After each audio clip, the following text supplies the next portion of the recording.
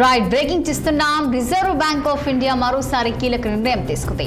వడ్డీ రేట్లను యథాతథంగా కొనసాగించాలని నిర్ణయించింది. ఈ మేరకు వరుస రెండోసారి రెపో రేటును 5.5% వద్ద కొనసాగిస్తున్నట్లు ఆర్బీఐ గవర్నర్ సంజయ్ మల్హోత్రా వెల్లడించారు.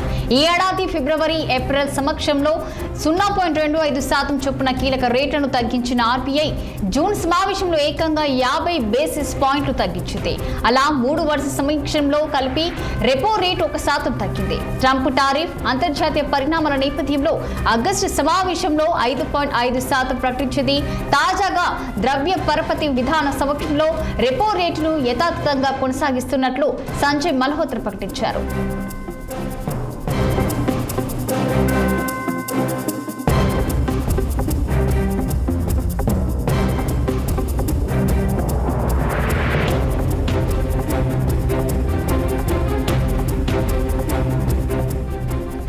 రిజర్వ్ బ్యాంక్ ఆఫ్ ఇండియా మరోసారి కీలక నిర్ణయం తీసుకుంది. వడ్డీ రేట్లను యథాతథంగా కొనసాగించాలని నిర్ణయించింది.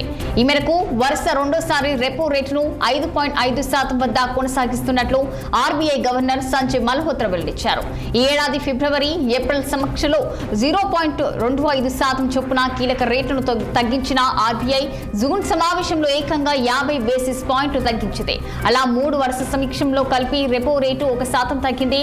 ట్రంప్ టారిఫ్, అంతర్జాతీయ పరిణామాల నేపథ్యంలో ఆగస్టు సమావేశంలో 5.5% ప్రకటించింది. తాజా ద్రవ్య పరపతి విధాన సమక్షంలో రెపో రేటును యథాతథంగా కొనసాగిస్తున్నట్లు సంజయ్ మల్హోత్రా ప్రకటించారు.